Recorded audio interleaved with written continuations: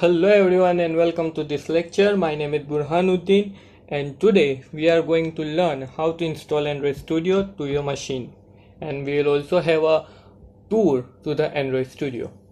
Okay, so first of all we need to check whether Java is installed or not in my machine. So for that I will just type here cmd to open the command prompt and type Java to check Java is installed or not on my machine. As you can see, the Java is installed in my machine, and I will also check for the current version of Java that is installed on my machine. Remember, for Android Studio or for Android programming, you must need to have Java greater than 1.8 version installed on your machine. Okay, so for that I will just type Java space dash version and press the enter key, and as you can see here my Java version is 1.8.0 underscore 2.3.1. so it's okay. So now let's just open any browser. I will prefer Chrome for that, and I will type here Android Studio. Okay, so as you can see now, I will just click on the first link, download Android Studio and SDK's tool.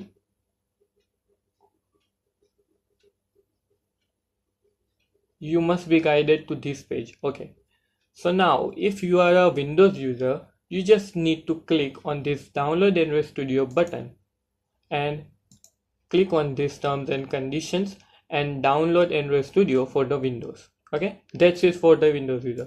But if you are a Mac user, you need to click on these download options and select this Android Studio.dmg file.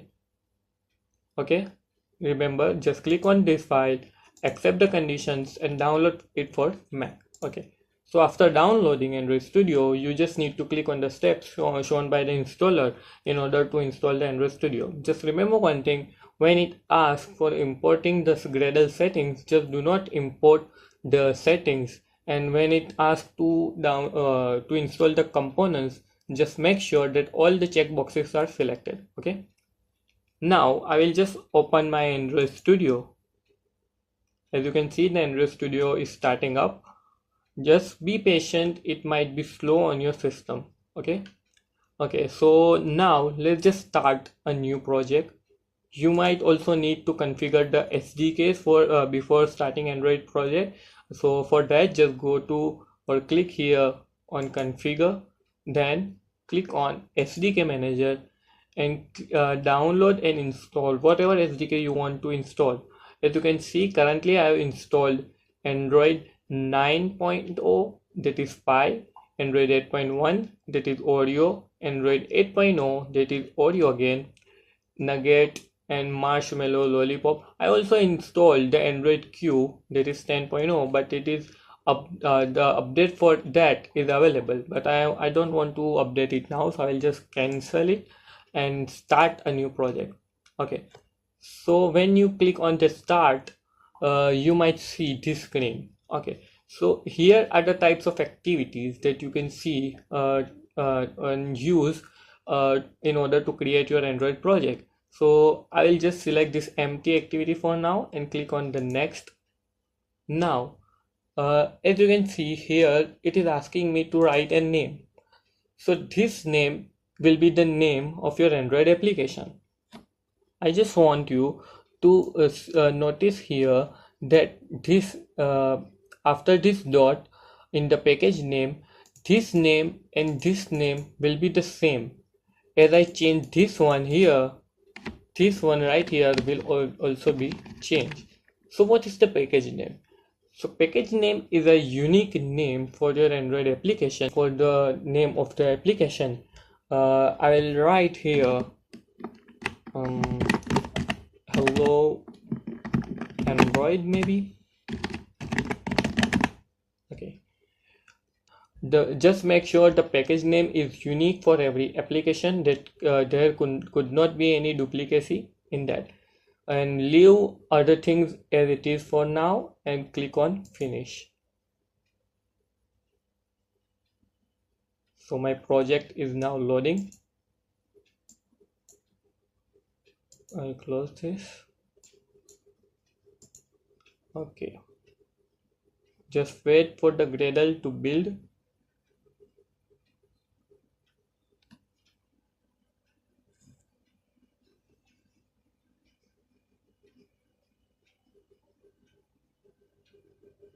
Okay, so Gradle build is now successfully finished.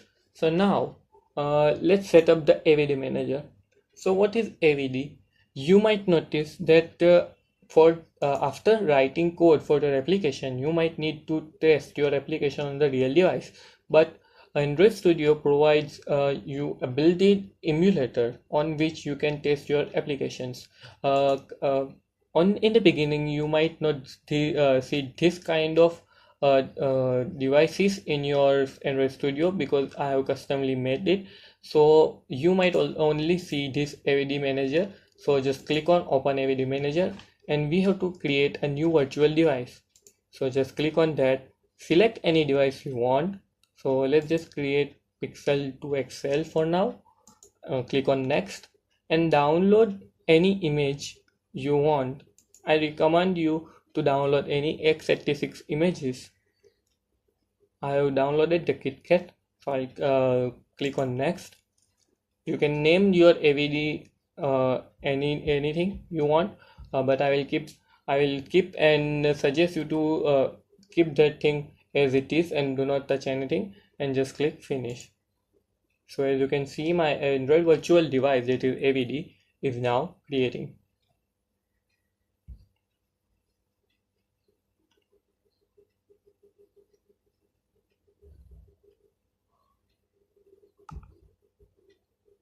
As you can see, here is my Android virtual device. Okay, so for now just keep it as it is, and first of all let's take a look at the Android Studio.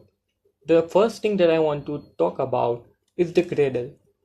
As you have noticed on this beginning, I told you that let's just wait till the Gradle build is finished. So what are the Gradles?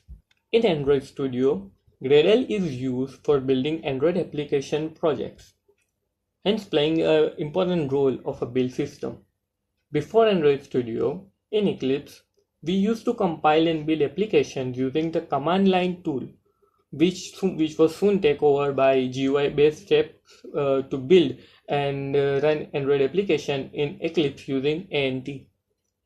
Every Android application development tool has to compile resources, Java files, and source code, external libraries, and combine them all into the final APK. So here comes Gradle into a very handy tool. Gradle provides us a build system which is responsible for the code compilation, testing, deployment, and the conversion of code into .dex file, which you have learned about in the previous lectures, and hence running the Android app on the device. As Android Studio comes with the Gradle pre-installed, there are no need to install any additional runtime software to build our project. Whenever you click on this run button in Android Studio, the Gradle task automatically triggers and starts building the project. After Gradle completes its task, the app starts running in the AVD or Android virtual device, we can say, or any other connected devices. A build system like Gradle is not a compiler or a linker or anything like that, but it controls and supervises the operation of compilation, linking of files, running test cases, and eventually bundling the code into an APK file for your Android application. There are two build Gradle files for every Android Studio project, as you can see here. The one is build.gradle project hello Android, and another one says build.gradle module app. So the one here that name is build.gradle project and hello Android is my top level build Gradle file. Okay, so let's just talk about this Gradle file first. So this project level file is the top level build Gradle file which defines build configurations at the project level. This file applies configurations to all modules in the Android application. Remember, there can be several modules in your Android application, and this file applies to all of them. Okay. The next one is build.gradle file, which is the application level file. Now this file includes your package name as the application ID, the version name of your application, that is the current version code, minimum and target SDK. Whenever you are including external libraries, okay, I'm mentioning here external libraries, not the jar files, okay, then you need to mention it here. As you can see, these are the external libraries and we call them as dependencies of our application. Okay. The next file that is worth knowing here is the setting.gradle file. Okay, right here. This file is used to specify all the modules in our app. Currently we have only one module, that is this one. Okay. So let's just move on to the other parts of the Android Studio. As Android development includes lots of different files and they need to be structured in a specific way. Android Studio exposes that fact, making it harder to know where to start from. The main code will be in the Java file, that is right here, main.java. Whenever you first start, make sure that Android tab is selected from here and click on the app, then Java, your project package name, and this main.activity is my Java file. Okay, the main code will be residing right here. By default this is main activity, but you may have changed that when you first set up the project. This is where you will enter your Java scripts and where you will define the behavior of our app. However, the actual layout of our app is handled in another piece of code entirely. XML is a markup language which is used to define that layout file.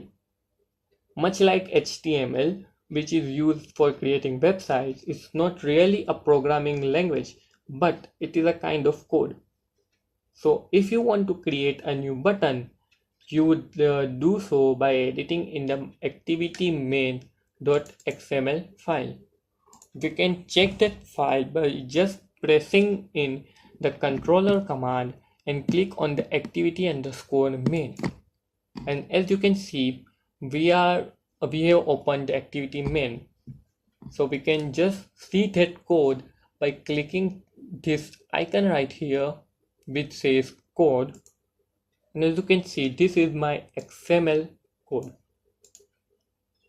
Now, if I wanted to describe that what happens when certain elements of my XML file gets clicked on, so that will be defined in this Java file, and you can actually use any XML file to define the layout of JavaScripts called the class. We will eventually call this file as a class file. Okay,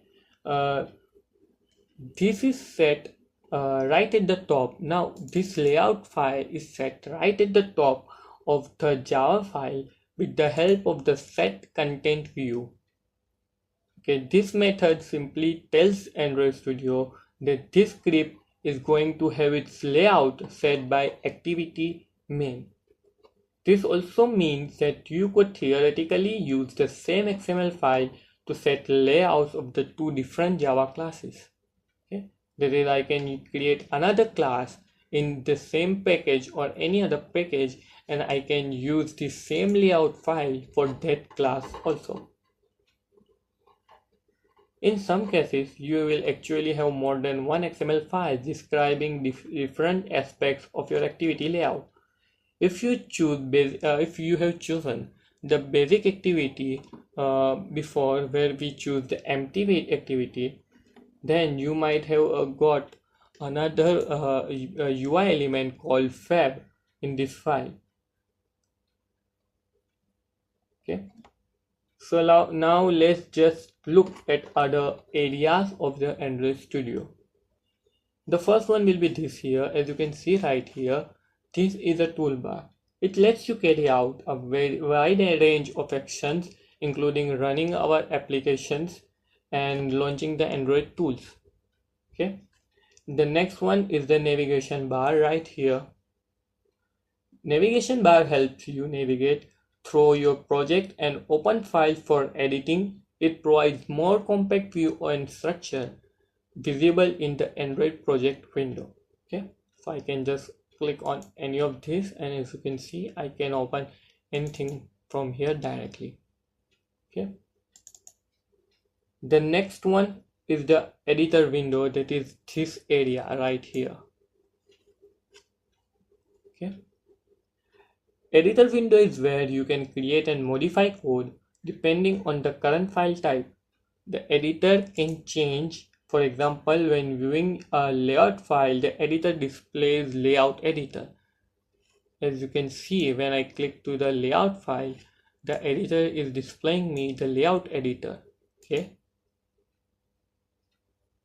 The next one is the tool window bar, that is right here on the left side. So these are actually buttons, and I can click on them to expand other tool windows. Now this thing will be known as tool windows. Okay, as you can see here.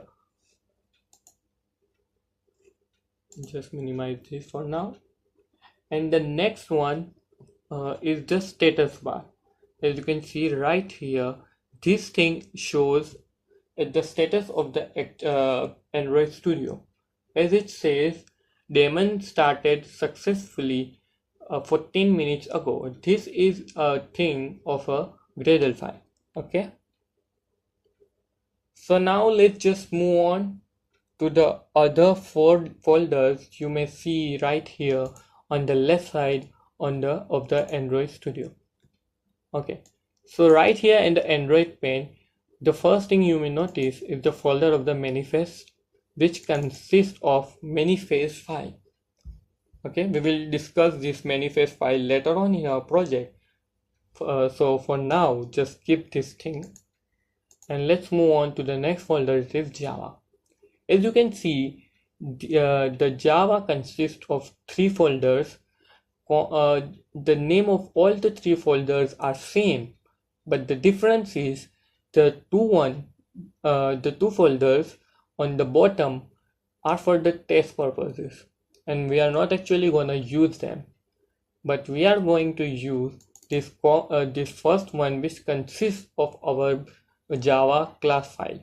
Okay, next one is the rest folder.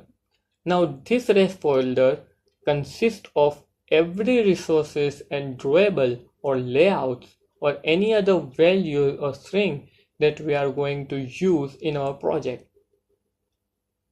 We can use and add audios or videos in our applications, and all of them will also be stored in a assets folder residing right here in the rest folder. We can also use audios and videos in our Android application, and they all will be stored. We can also use audios and videos in our Android application, and they all will be stored in the raw folder in this resource for rest folder. Okay, so as you can see, currently this folder consists of 3 or 4 other folders that are drawable, layout, mipmap, and values. So let's just check them one by one. As you can see, this drawable consists of 2 files. As you can see in this image, and these are actually the icons of my Android application. We will see these when we will run the application for the first time. Okay. The next one is the layout folder. This layout folder consists of all the layouts of my Android application. The next one is the map folder. Now, as you can notice, the drawable folder and map folder also consist the same things. So why is that so? So one thing we need to know here, that whenever we create and develop any Android application, that particular Android application can run and will run on the several types of devices that can be of different heights and width. So we need to specify and we need to provide the different types of images and assets regarding to that height and width, different types of height and width of the devices. And for that we need this marking, that is MDPI, HDPI, XHDPI, XXHDPI, and XXXHDPI are the different types of marking which we can use for the different devices, which can be of high resolution TV, tablet, phone, medium resolution phone, etc. Okay. The next one is the values folder. Now, as you can see, there are 3 XML files residing in this values folder, and they are colors.xml, strings.xml, and styles.xml. So let's have a look at them one by one.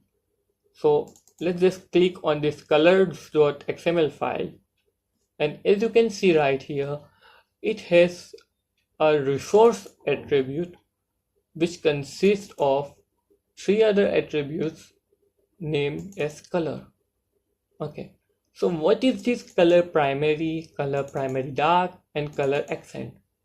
So you can say they have certain value of a color in the hex code, and their values you can see right here. So these are, so what is the real purpose of the colors.xml file? That anything that we write or specify in any of this XML file in this values folder is for that we don't want to use anything repeatedly. We don't want to specify any values of the color repeatedly. That is, if I want this value of a color to be a value of a color of a button, and if I want to use again this value of as a color of another button, I don't want to manually type this value. I just need to refer this color accent, and that value will be automatically connected, or we can say that value. I just want to type this color accent, and that value will be automatically identified as 03DAC5. So how is this thing useful? So let's just suppose that I have used this value on 5 different occasions. Now I want to change this value from so now I just want to change this value from C5 to 69, that is green color. So now as I have used this value on 5 different occasions, I need to change this value on the 5 other occasions as well. But if I have specified that thing in this colors.xml file, I just need to change that thing only in one folder, only in one line actually. So when I change that thing right here, this file will automatically change that all of its usage in the application. So the next one is the string.xml file. And as you can see, this file contains a string attribute named as the app name, which consists of the name that we provided at the beginning of the project, that is hello Android. This file acts as the same, that anything we want to write in the application, any string we want to provide in our application, we don't want that thing to be hard-coded type. Okay. The next one is styles.xml. This file consists of the theme that we want to use in our Android application. So first of all, let's just run our application. I will just select my emulator and run our application. Let's just wait for the emulator to come online. Now remember one thing, this process will be pretty slow. Android Studio running any app, running and developing any app in the Android Studio needs very much patience. So you need to be very much patient. Okay. So as you can see now, my project is up and running on the emulator. And the first text we can see here is the hello world. Okay. This and the same thing was defined on my layout file. Okay, as you can see right here. And as you can see, my name of the application, that is hello Android, is right on the top of the action bar. As I press back icon,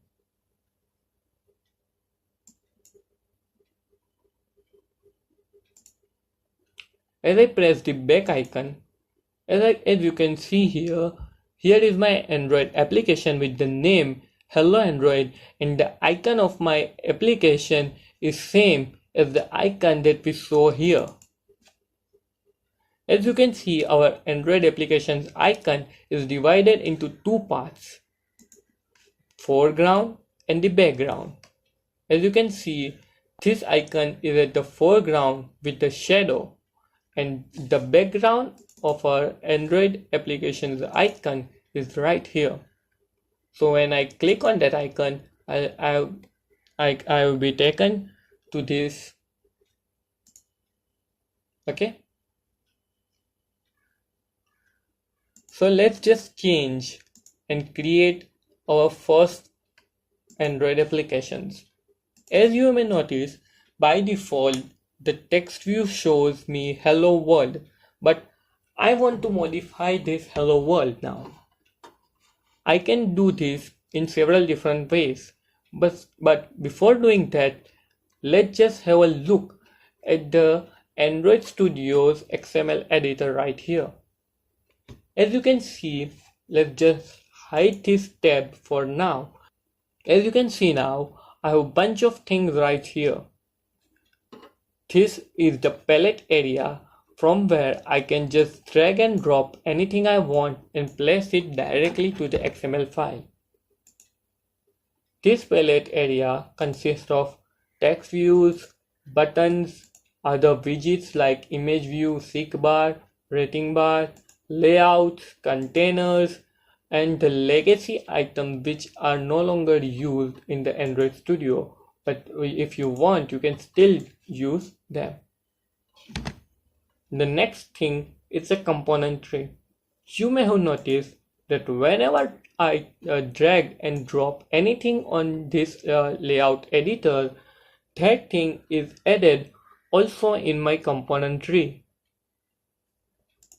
So this component tree creates a tree-like structure of everything we place on the layout editor. For example, if I want to, if I picked up a vertical layout right here, and if I place a text view inside that vertical layout, as you can see now, that text view is added to this linear layout vertical instead of directly getting added on the constraint layout. So this component tree forms a tree-like structure of everything that we have used in our layout. So the next thing is the attributes.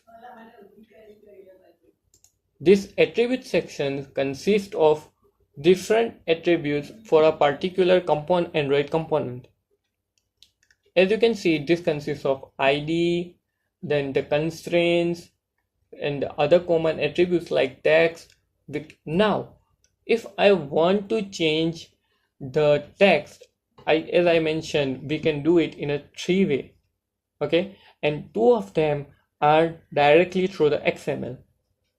The first way is that I can just click on this text right here, click on this text attribute, and I can change directly from here.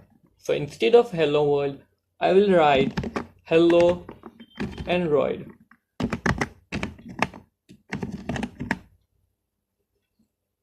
And press enter key on my keyboard. As you can see, the text is now changed. Now if I want to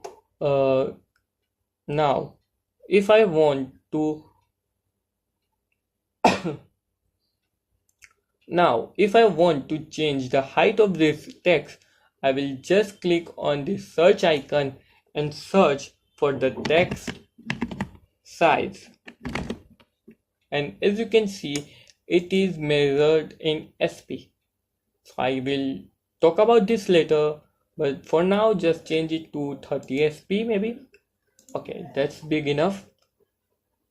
And as you can see, now if I run this on my emulator, you can see that my Android app is up and running, and now instead of hello there or hello world,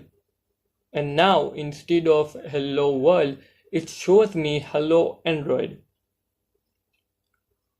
So now let's just take a look at the second way. If I click on this code icon right here, you can see that the main layout is the constraint layout, and it consists of a bunch of different things. We will learn these things in the upcoming lectures, but for now let's just focus on this text view. As you can see, this text view consists of the text attribute right here, Android text, and it consists of hello Android, that is the text that we have entered. Now we can directly edit anything right here, but we want to do it in a different way. So what we will do, that we will click on this project pane, open the app folder, resources, values, and click on the string.xml file. Now I want to modify this string.xml file and add another tag here of name string and give it a name hello text. Now remember one thing, from now when you are coding anything in Java or any other language, you must name any variable that you are using a proper understandable name, not just anything like hello t or health or anything we will usually do, but the variable name must be understandable and meaningful. So now I can just type here anything I want. So let's just type hello Android, comma, this is me. Now I just want to refer this string in my Android layout file. So I will click on this activity_mail and I will just refer it by using @string and as you can see, it shows me all the values that I have put inside my strings.xml file. So I can just select any one of them and we will use hello text. As you can see, I am not writing directly here. I have provided my strings in the string.xml file and I am referring to them in my layout file. So now let's just run the application and see what happens.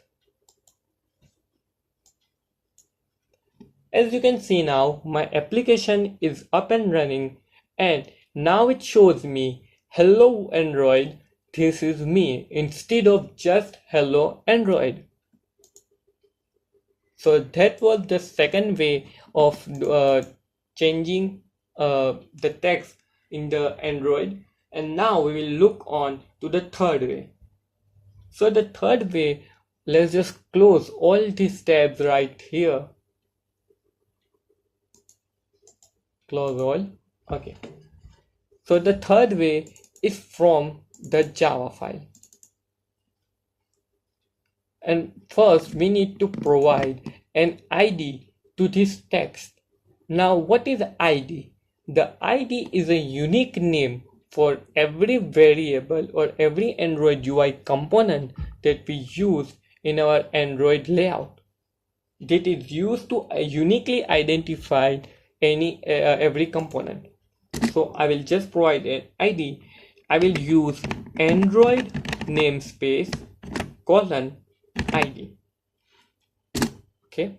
Now at sign plus ID slash, and I will give this ID of text view 1. Now I can use this ID to refer in my Java file to this text view. Now I can use this ID to refer this text view in my Java file. So now I want to refer that text view. But first of all, I need to create a text view object inside my main activity which extends the app compact activity. We'll talk about this thing later, but for now, let's just create a text view object in my main activity which extends the app compact activity. We'll talk about this thing later, but for now, let's just create a text view. I want to create a text view object which is a widget of Android, but I want that to be private. Now what is private?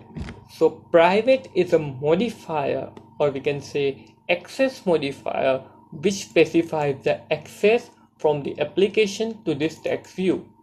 When I say private, no other class in my in Android application other than this particular class can have access to this text view.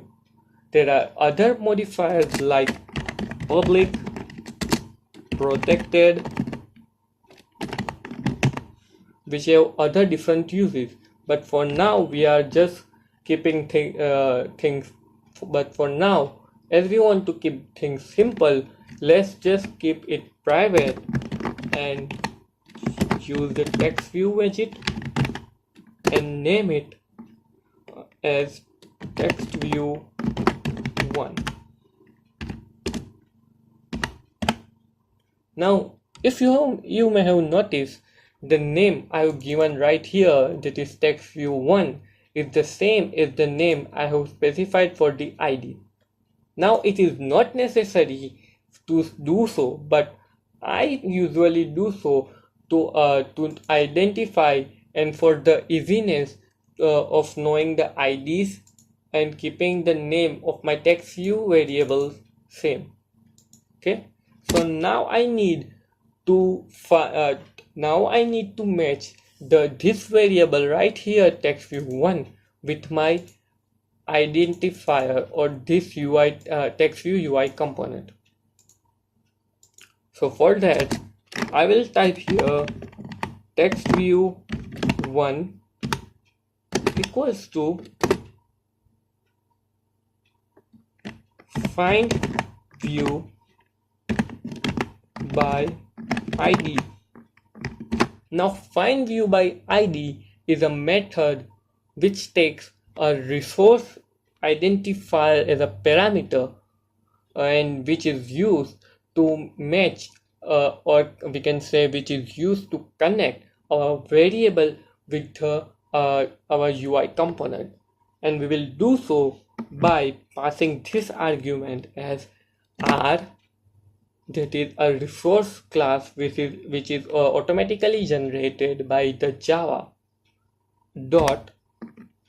As we are specifying the ID, we will type ID dot the identifier name which we have provided, that is text view 1, and putting the semicolon at the end.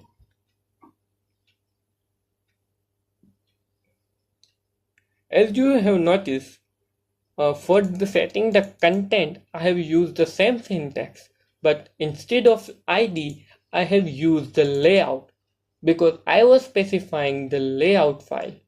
Okay, so remember that. Now, what I want to do is change this text. Now, what I want to do is change the text, the main text of this activity main to something else. So what I will do is type, if you remember and if you have programmed in Java before, you may know that for printing elements or printing strings on the screen, we use println method.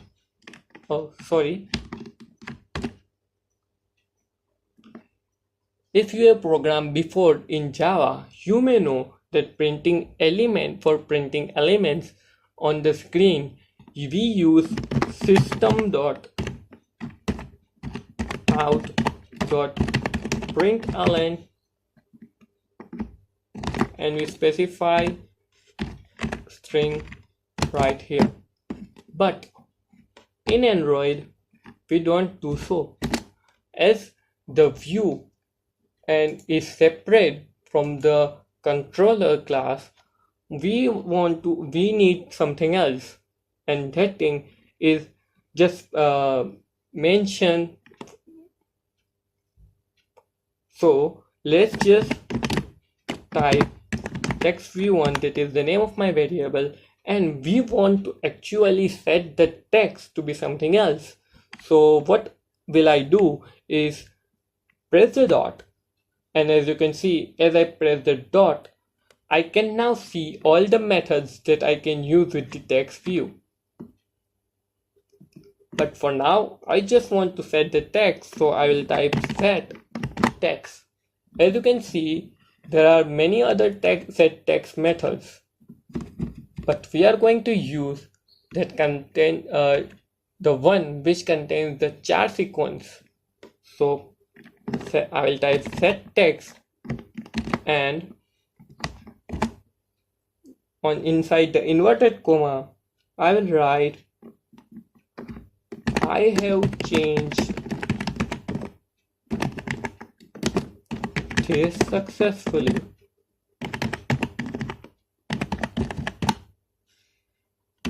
Okay, so that's it.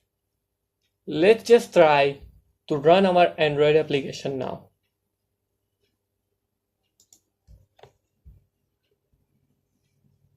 As you can see now that my application is successfully run and I have successfully changed this text.